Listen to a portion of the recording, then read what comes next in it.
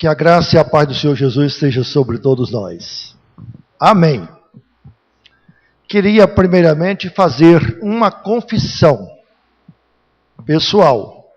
Ao longo desses anos de ministério, para mim a experiência de hoje, de um culto das grávidas, é inusitada. Tá? Nunca fiz, nem nunca vi ninguém fazer. Porém, eu estive pensando, há culto dos pais, há culto de ações de graça pelas mães, culto do bebê, que aqui na nossa igreja é comum, e assim outras formas de culto. Mas eu tenho assim uma alegria tão grande em ver casais de nossa igreja gerando filhos, que eu disse, meu Deus, eu nunca faço um culto de ações de graças por essas pessoas, não é? Então daí surgiu a ideia, mas eu confesso também que essa ideia foi acirrada, foi aumentada, porque de repente aqui no nosso ambiente, nós descobrimos 6 mulheres que estão para dar à luz ainda este ano. Todas aqui de nossa igreja. Não é uma igreja grande, então isso uma proporção nos dias de hoje bem grande. Entendeu? Uma proporção bem especial. Daí então, hoje está marcado esse culto. Vamos abrir a palavra de Deus no livro de 2 Reis, capítulo 4.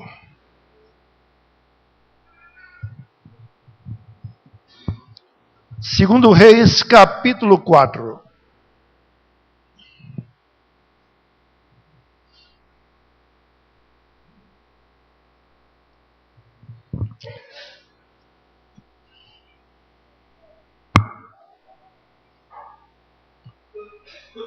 No versículo 26, 2 Reis, capítulo 4, diz: corre ao seu encontro e dize-lhe: vai tudo bem contigo? Com o teu marido? Com o menino? Ela respondeu: tudo bem. Marquem essa passagem e vamos agora a Eclesiastes capítulo 11. Eclesiastes 11.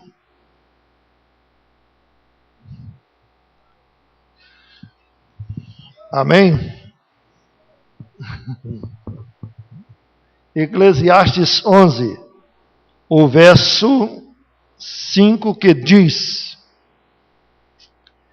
assim como tu não sabes qual o caminho do vento, nem como se formam os ossos no ventre da mulher grávida, assim também não sabes as obras de Deus, que faz todas as coisas.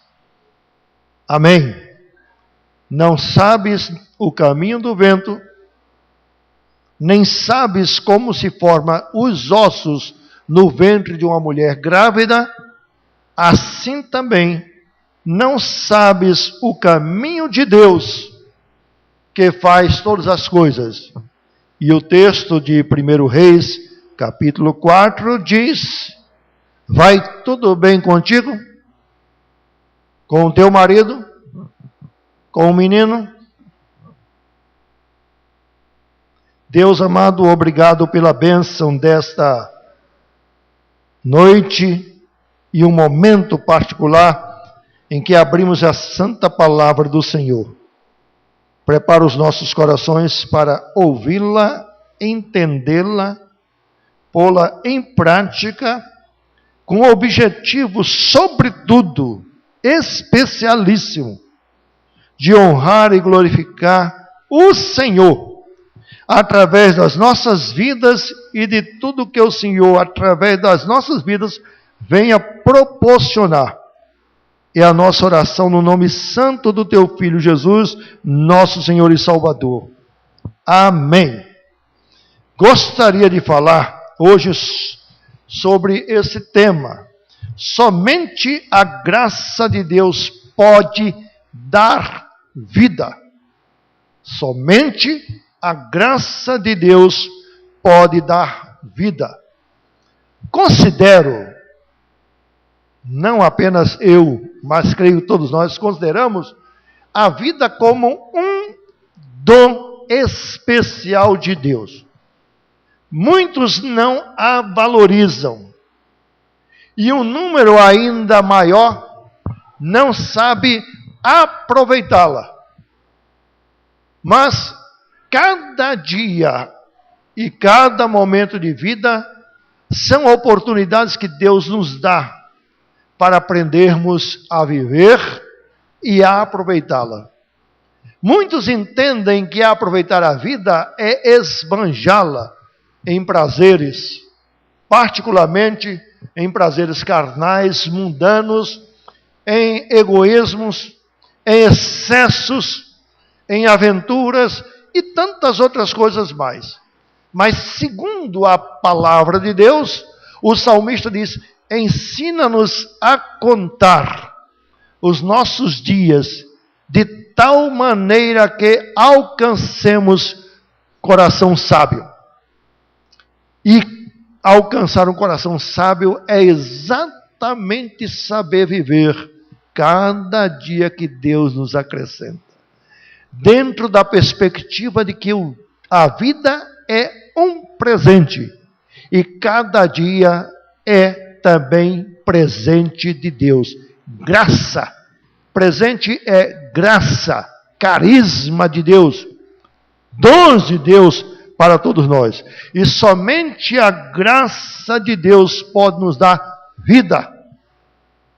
E Jesus disse: vim para que vocês tenham vida e vida em abundância e vida em qualidade.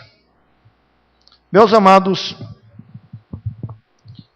nós estamos diante do texto de 1 Reis, que conta-nos a história de uma mulher que ficou grávida. Uma mulher cujo nome não aparece, apenas a sua origem. Ela era de Sumé. Era, portanto, uma sunamita. E a experiência que ela teve quando conheceu e quando ela proporcionou algumas benesses, alguns benefícios para o homem de Deus chamado Eliseu. Essa é a história de 2 Reis, capítulo 4. Eliseu, que substituiu, ou melhor, continuou a obra de Elias quando foi arrebatado, era um homem de Deus. E ele tinha ao seu lado um servo chamado Geazi, que sempre estava com ele. Não sabemos se era uma pessoa casada ou não. Tudo leva a crer que não eram casados os dois, o profeta e também o seu auxiliar. Mas o fato é que Eliseu escolheu viver no Monte Carmelo. E ali, a pouco mais de 20 quilômetros, havia a cidade de Sumé. E Eliseu sempre passava por ali na realização dos seus propósitos, do seu ministério, das suas atividades. E uma mulher com um coração sensível, uma mulher com a perspicácia de querer fazer alguma coisa para o bem da obra de Deus, viu naquele homem um homem de Deus e pensou: como eu posso ajudá-lo? O seu marido, já de idade bem mais avançada, não teve essa perspicácia, mas a mulher teve. De modo que ela um dia chamou esse homem de Deus, Eliseu, e disse: eu percebo que você passa aqui pela minha cidade, passa aqui pelo nosso lugarejo, e às vezes você não tem aonde ficar. Então, gostaria que você ficasse em nossa casa. Conversou com o marido, e o marido concordou em que ela fizesse uns aposentos especiais para abrigar esse homem de Deus. E assim foi feito. No lugar mais alto da casa, tipo assim um sobradinho, um cômodo, onde ela mobiliou com uma mesa, uma cadeira e uma cama. E tudo leva a crer que esse cômodo não era assim muito pequeno, porque dava para andar de um lado e para outro. E ofereceu aquele cômodo a serviço do homem de Deus, dizendo: todas as vezes que você passar por aqui, estiver aqui nessa cidade, use esse cômodo, use, é seu, é para o seu uso. Eu acho interessante que a palavra de Deus, no livro de Hebreus, diz que muitos, sem saber, hospedaram anjos na sua casa. Na história do protestantismo, particularmente do Brasil, havia um costume muito grande do povo de Deus hospedar principalmente os evangelistas, colportores, que eram vendedores de livros, principalmente de Bíblia, os pastores. Eu alcancei uma boa parte desse tempo, quando ainda seminarista e depois também como pastor, saía para pregar, às vezes numa cidade, numa outra igreja, e lá sempre era hospedado por pessoas da igreja, certo? E era muito comum essas coisas acontecerem, que hoje está caindo, ou praticamente caiu no desuso, porque as igrejas colocam logo o pregador, o convidado, num hotel, numa pousada, ou seja lá no que for. Mas a hospitalidade é uma recomendação bíblica. Praticai a hospitalidade. E quando o apóstolo Paulo fala sobre os característicos que deve ter um homem de Deus na liderança da igreja, diz lá na carta a Timóteo que ele seja uma pessoa hospitaleira. Isso aí eu aplico também, meus irmãos, à igreja. A igreja deve ser hospitaleira. Ou seja, é uma tecla que eu já bati e torno a bater, que os irmãos devem estar atentos às pessoas que chegam ou se achegam para cá e observem se há um novo pessoa, seja uma pessoa individual, um casal ou uma família, e a cerque de hospitalidade. Porque hospitalidade não significa apenas levá-la para casa, mas hospitalidade significa ser uma pessoa acordada, uma pessoa acessível, uma pessoa que dá as boas-vindas e que se preocupa com os outros. Quando a igreja não é hospitaleira, ela perde muito com isso. Porque há, biblicamente falando, recompensas de Deus para a hospitalidade. Praticai a hospitalidade. Aquela sulamita, ela até mandou construir esses aposentos para hospedar particularmente o homem de Deus.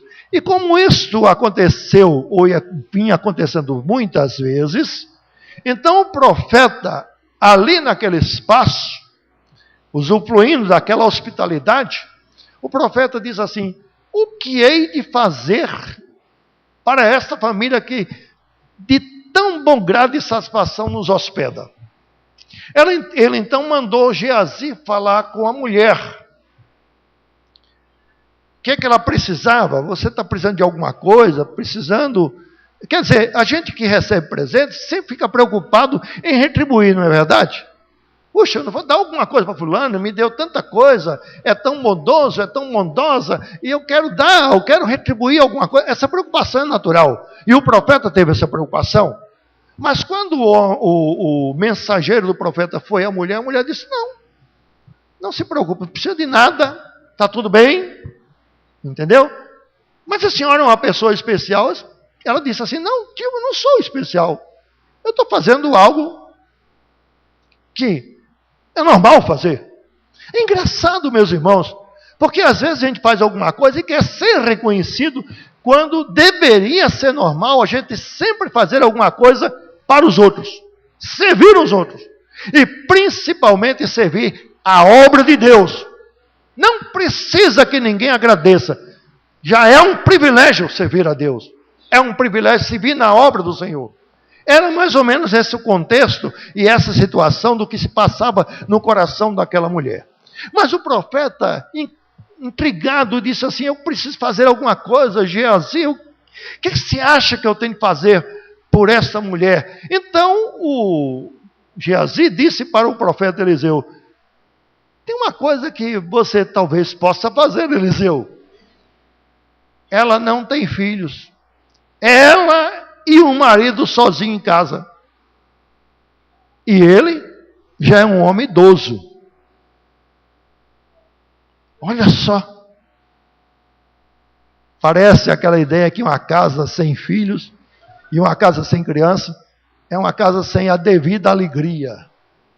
Sem a devida bagunça também, diga-se de passagem.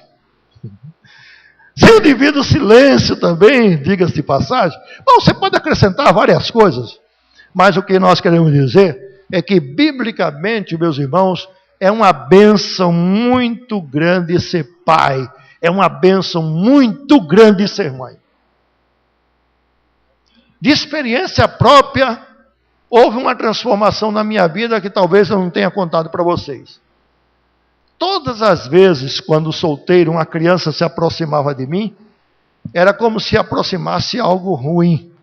Eu ficava desejando que essa criança fosse para longe. Criança faz barulho, criança faz bagunça, criança chora demais, criança incomoda, criança é um infortúnio. Era assim que eu pensava. Era assim que eu pensava. Mas lá com os meus botões, na época que eu estava no seminário me preparando para ser pastor, eu às vezes pensava assim: meu Deus, se um dia eu vou ser pastor, na igreja tem criança, como é que eu vou me portar desse jeito? Criança chega perto de mim, eu me afasto. Se chegar perto de mim, vai para lá. Me senti importunado. Então eu pedi a Deus que me abençoasse, que tirasse isso do meu coração. Meus amados, aí nasceu o primeiro filho. Pronto. Que coisa transformadora no meu interior aconteceu por meus olhos se voltarem para as crianças. Sabe, uma mudança de água para vinho foi o que aconteceu no meu coração. Passei a ver criança com outros olhos e passei a amá-las, ter paciência com elas, gostar delas e abençoá-las. Tornou-se uma bênção muito grande. Deus fez, diria, essa transformação na minha vida. E eu então aprendi o quanto é abençoado ser pai, o quanto é abençoado ser mãe. Não é? Contudo, tenho percebido ao longo dessas últimas décadas, que o problema não tem sido analisado como sendo uma bênção.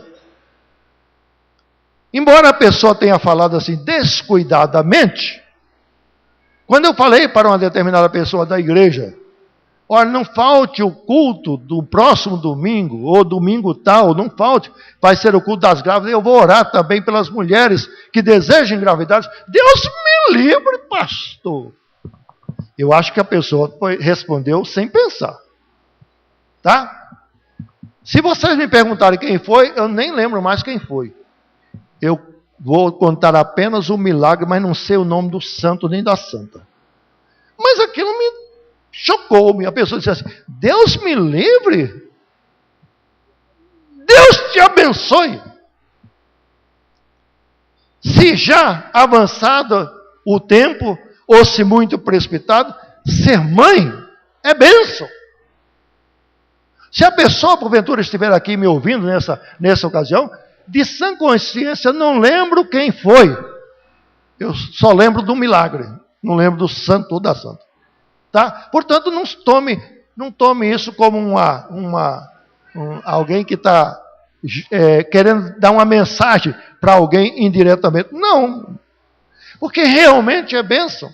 Nas Escrituras Sagradas, meus irmãos, o povo de Israel Era o povo da promessa, era o povo da aliança, era um povo do qual Deus diz assim: olhe, por meio de vocês, eu vou mandar o meu filho amado ao mundo. É através de uma mulher do vosso meio que ficará grávida. Então, era inúmero o número de mulheres, era incontável o número de mulheres que desejavam engravidar. Porque elas pensavam assim: vai lá que eu serei essa bem-aventurada. Vai lá que eu serei a bem-aventurada mãe de Deus. Já pensou? Que bênção muito grande. Então, as mulheres passaram a considerar, da sociedade de Israel, passaram a considerar a esterilidade como sendo uma maldição. E a fertilidade como sendo uma bênção. É feliz, é abençoada a mulher que dá à luz. Jesus disse que a mulher, quando está para dar à luz, ela sente uma certa tristeza e angústia e dores, etc. Tal, mas todo aquele sofrimento, não abrir piscar de olhos, acaba quando rompe e a criança nasce. Aí, as dores, os incômodos, ficou tudo para trás, pela felicidade e alegria de ver o seu recém-nascido. Jesus mencionou isso. Mais uma vez, diz também a palavra de Deus, que uma mulher ouviu um discurso de Jesus, e uma mulher disse assim: bem-aventurado foi a mulher que te deu a luz, bem-aventurado os seios que te amamentaram. Quer dizer, ela estava glorificando, ela estava exaltando a mãe de Jesus.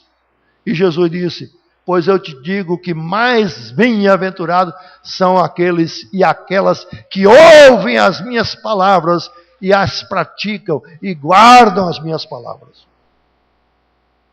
Isso está nos evangelhos. Mas o fato, meus irmãos, que sempre foi uma bênção muito grande ser pai e mãe à luz das Sagradas Escrituras. Agora, nesses últimos tempos, por causa da agitação do mundo, um mundo que hoje tem veículos de locomoção rápido, para aqui, para acolá, que não precisa mais de fios para se comunicar por telefone, que tem todos os ingredientes da modernidade para a comunicação eficiente e uma comunicação in loco, rápida. Tudo nós temos a nosso favor, mas as pessoas dizem assim: não quero ter filhos porque eu preciso primeiro estabelecer a minha vida profissionalmente. Eu preciso disso, sempre coisas materiais. Preciso terminar meu curso, preciso ter minha casa, preciso ter meu carro, preciso ter minha estabilidade, preciso ter meu know-how de como profissional estabilizado. Eu não posso ter filho porque vai atrapalhar a minha profissão, vai atrapalhar o meu ganho. E todos esses argumentos estão ligados à questão financeira. Pode prestar atenção. Em alguns casos, numa percentual bem menor, está ligado a uma outra questão de vaidade. Eu não quero modificar o meu corpo. Eu quero manter esse corpinho assim. Não quero que os meus músculos se elasteçam. Sei lá o que vai acontecer. Então, pode observar que as razões por que as pessoas não querem ter filhos, ou ter meia dúzia de filhos, ou 3 filhos, ou só quer um, são exatamente razões extremamente utilitaristas, materialistas. Em um ou outro caso, existem as pessoas que não querem, porque dizem assim: eu não posso porque tenho complicações dessa e daquela natureza, a gravidez é de risco, eu não quero. Mas quase sempre são são justificativas não justificáveis diante de Deus e diante da sua santa palavra. Hoje pela manhã, falava sobre a tentação de Jesus, quando o diabo mandou Jesus transformar as pedras em pães. Jesus disse: nem só de pão viverá o homem. O homem vive da palavra que procede da boca de Deus. E nós estamos numa geração onde todo mundo pensa desse jeito, e os crentes também pensam desse jeito, que é de pão que vive o homem, é da profissão, é do dinheiro, e não da palavra de Deus. Por isso nosso assunto hoje é pertinente em falar que somente a graça de Deus pode dar vida. Se a vida é fruto da graça de Deus, ter filhos é a graça de Deus, então você deve se considerar agraciado por ser pai e por ser mãe. E se você, porventura, questiona o futuro dessa criança, ou o seu futuro, o futuro da sua família, lembre-se do que o texto que eu acabei de ler, também em Eclesiastes capítulo 3, não é? 11, verso 5. Como você não sabe para onde vai o vento, como funciona o vento, como você não sabe como se formam os ossos no ventre de uma mãe, muito menos você sabe os caminhos de Deus, os propósitos de Deus. Os propósitos de Deus para a sua vida podem exatamente estar naquilo que você diz assim: eu não posso ter filho que eu não tenho condições de manter, mas pode ser exatamente através desse filho que você diz que não pode manter, que você pensa, vai prejudicar a minha profissão, que Deus tem a provisão para a sua vida, também material. Herança do Senhor são os filhos, diz o Salmo 127. O fruto do ventre, o seu galardão. Então, não fique tomado pelas inquietações da vida.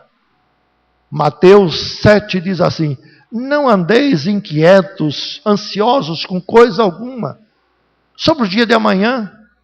Para o homem que, por mais preocupado que esteja, pode acrescentar um pouquinho da sua vida. Para o homem, não ande ansiosos com o dia da manhã. Basta cada dia o seu próprio mal. Viva hoje na presença de Deus. Amanhã pertence a Deus. E o Deus que foi anteontem, foi hoje, ele será amanhã. O mesmo Deus e sempre. Busque em primeiro lugar o reino de Deus, a glória de Deus, as demais coisas vos serão acrescentadas, diz o Senhor. Não seja tomado por essa doença, por essa peste venenosa, da ansiedade, da inquietação, como se tudo dependesse de você. Pense, tudo depende de Deus e não de você, não de mim, nem de você. Deus é o Deus da provisão, é o Deus que nos abençoa. Eu acho muito interessante no Salmo 113, no versículo 9, particularmente, que diz assim: Deus é aquele que faz com que a mulher estéril seja mãe de filhos. É o Deus da provisão. Então, quando o profeta diz assim: mulher sunamita, você tem sido uma bênção muito grande para nós, para a minha vida, para o meu ministério. Eu preciso fazer alguma coisa por você. Não precisa se preocupar. Não, mas Deus está mandando eu fazer alguma coisa por você. E Geazi disse assim: olha, ela não tem filhos, o marido dela é idoso. Aí ele disse: tão certo quanto vive o Senhor, disse o homem de Deus. Mulher, presta atenção. Tão certo quanto vive o Senhor, daqui a 1 ano, você dará à luz a um filho. Ela disse: meu Senhor, não me engane, não mexa com isso na minha vida. Não vá mexer nesse assunto, meu Senhor, porque eu não quero ser decepcionada. Tipo assim. Ele disse: é assim que vai acontecer. E realmente, passado um ano, aquela mulher deu à luz a uma criança. Passado alguns poucos anos, talvez 7, 8, 10 anos, a criança já crescida, então o pai foi para o trabalho no campo, e a criança, não sei porquê, também foi lá onde o pai estava. Não sei se foi levar algum recado, se foi levar algum lanche, alguma água, não sei, a Bíblia não diz. Mas nesse percurso, a criança teve um problema que lhe deu uma dor de cabeça muito grande, talvez uma insolação, uma desidratação, não sei. Mas foi um problema que deu. A criança disse, ai meu pai, dor de cabeça muito grande. E o pai então, não querendo interromper o seu trabalho, chamou um servo e disse, corra, leve para a mãe dele. E levaram. E a mãe tomou a criança, febril, com dor de cabeça, pôs no colo, sobre os seus joelhos, e ficou abraçado com ele, certamente intercedendo pela vida dele, até o meio-dia, mas a criança veio a falecer. E em falecendo, a mãe certamente deve ter ficado muito desapontada, mas ela não perdeu a fé, meus irmãos. Foi Deus que me deu esta criança. Deus que deu. Então, eu não sei o que Deus tem preparado, mas Deus deu essa criança. Então ela pensou consigo. Ele pegou a criança pelo colo, não era ainda tão grande, subiu a escada, levou até os aposentos do profeta, que não estava em casa, não estava no quarto, claro. Ele estava lá onde ele morava, no Monte Carmelo. E ela então deitou a criança na cama, que é a cama de hospedagem do profeta, e disse para o seu empregado, vá arrumar uma jumenta, um animal, rápido. E passou pelo marido e disse, eu vou ver o homem de Deus. Aí, mulher, mas hoje não é sábado, hoje não é dia de lua nova, quer dizer, não tem nenhuma programação especial lá junto com o profeta, não é dia de culto, você vai fazer o quê? Eu vou. Shalom. O que aconteceu? Shalom. E ela disse então para o empregado, faz essa jumenta andar rápido, não pare em canto nenhum, a não ser que eu mande. E quando ela se aproximava do lugar onde o profeta estava, o profeta viu a mulher e mandou o seu empregado perguntar, mandou o seu servo Geazi perguntar. 3 perguntas. Vai tudo bem contigo? Segundo, com teu marido e com o menino. Ela respondeu, tudo bem, mas na língua original está lá, shalom. Ou seja, paz. Não quero conversa. Paz. Foi a mesma palavra que ela disse para o marido. Mulher, para onde você vai? Vou lá no homem de Deus. Mas por que hoje? Paz. E montou no jumento e foi. Então, ela deu essa resposta para Geazi e foram até onde o profeta estava e ela então se lançou aos pés do homem de Deus sem dizer nenhuma palavra. E o servo Geazi quis arrancá-la dos pés do profeta e ele disse, deixa, ela está amargurada, ela está numa relação de amargura com Deus, deixa. Então, foi contado o que aconteceu. Acredito que ela se apressou para ir na casa do profeta, porque ela tinha esperança de que a criança voltasse a viver.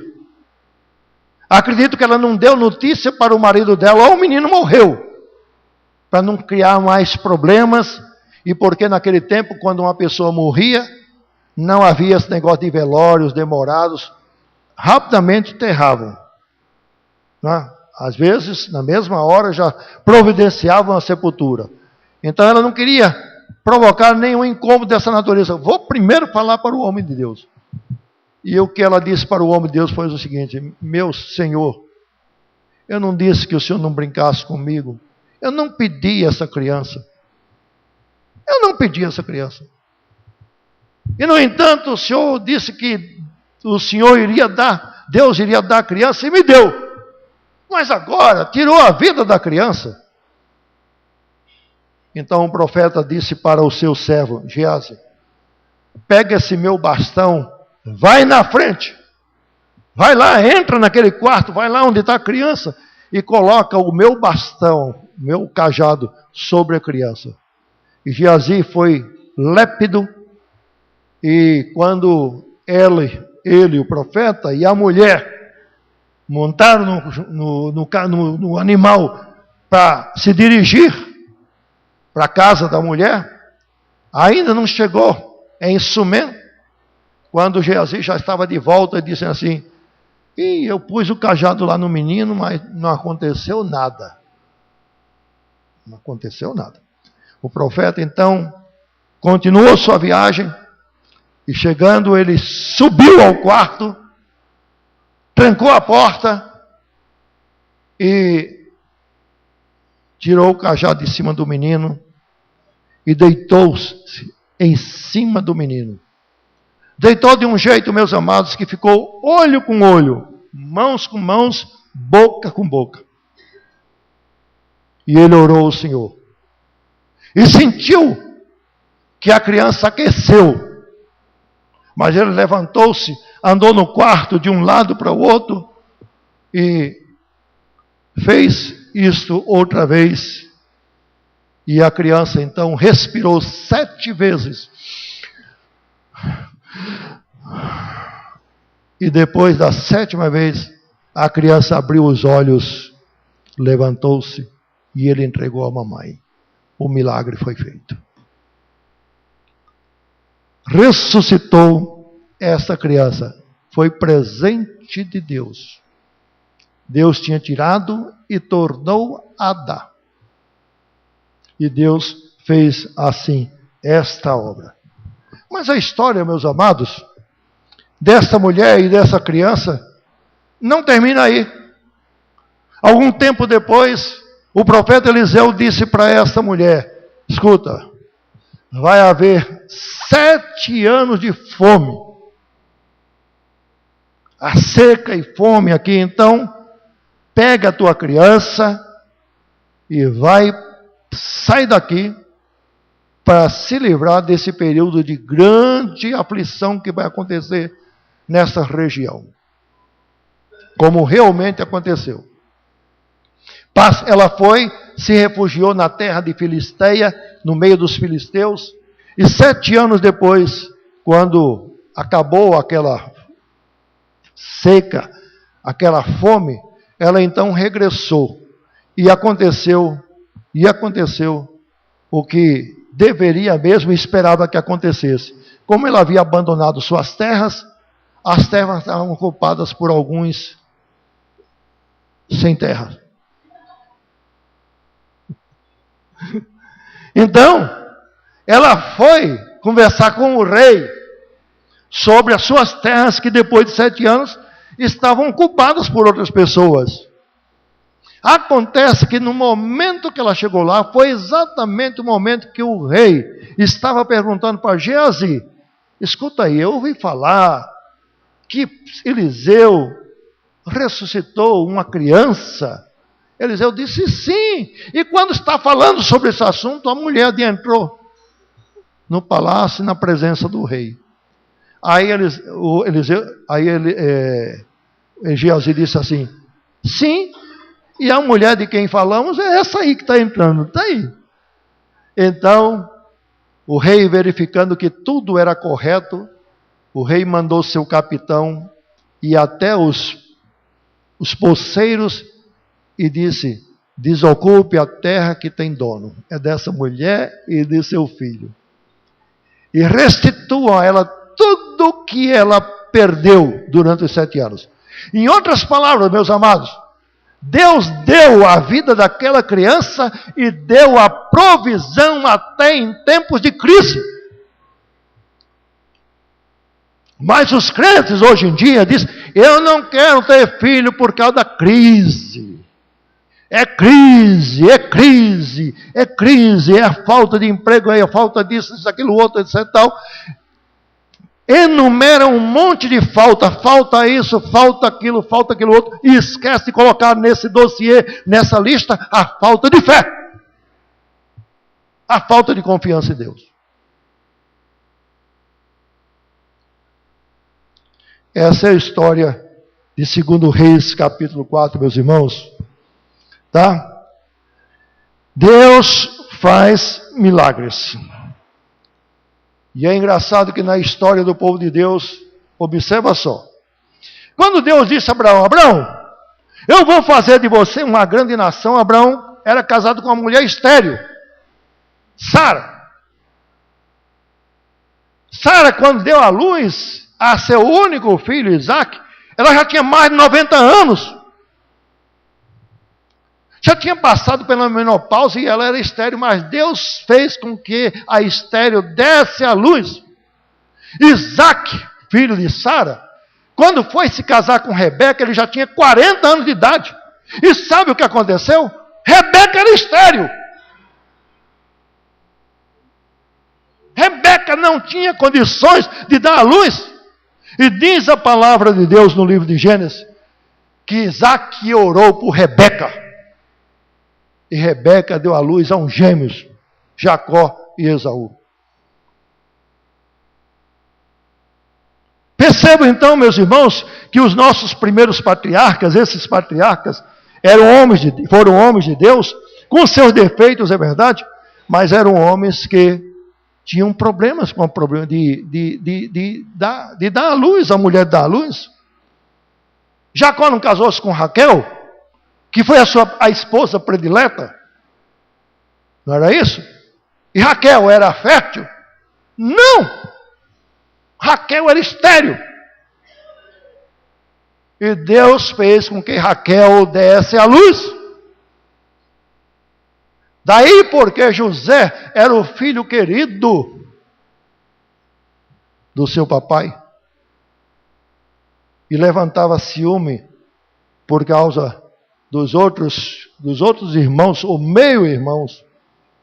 José era filho de Raquel, a esposa primeira, por quem Jacó trabalhou 7 anos. E sendo ludibriado pelo sogro, ele trabalhou mais 7 anos para casar-se com ela.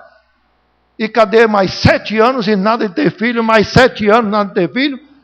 Ele arranjou filho das outras, com outras mulheres, concubinas e etc. tal, com a outra esposa Lia, mas de Raquel só veio depois. Você lembra a história da Ana? A mãe de Samuel também já era avançada e não tinha filhos. E Deus deu filhos para ela. Lembra a história de Isabel, a mulher de Zacarias? Ela já era avançada de idade, Deus deu filho, que foi o João Batista, precursor do Senhor Jesus Cristo. Então percebam, meus irmãos, essa história e vejam que realmente, se nós não sabemos e não entendemos o vento, de onde ele vem, para onde ele vai e o que ele vai fazer, nós não sabemos isso, nós não somos capazes de saber também como se formam os ossos dentro do ventre da mulher, assim nós não somos capazes de entender e de saber os planos de Deus. Os planos de Deus. Nem pensar num irmão, numa irmã, que queira abortar um filho. Porque isso realmente é crime, muito embora as leis do nosso país estejam aí dizendo, não, até 3 meses é vida. Deus da graça é o Deus da vida. O Estado pode produzir leis, os homens podem acreditar em muitas leis, fazer suas normas, a sociedade toda pode estar em concórdia, mas se não estiver em concórdia com a palavra de Deus, eu tenho tenham de ficar com a palavra, porque não é de pão que vive o homem, mas da palavra que procede da boca de Deus. Herança do Senhor são os filhos, o fruto do ventre, seu galardão.